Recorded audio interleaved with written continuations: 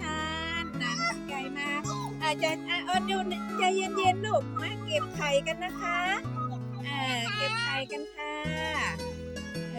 เก็บไข่น้องอัญชันก็มาเก็บไข่ด้วยนะคะ2 วันนะไข่วันนี้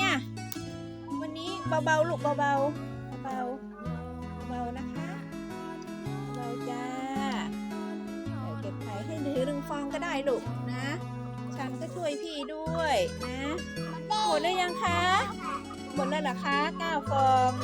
ตอนเช้าแม่ดิมเอาไป6 ฟองนะได้15 ฟองนะ2 วันนี่นะได้15 ฟองมีบางตัวเขาจะเบิ้ลนะคะ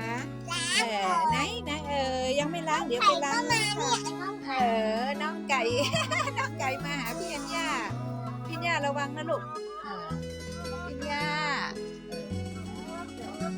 โอเคพี่อัญญาเดี๋ยวย่าอุ้ม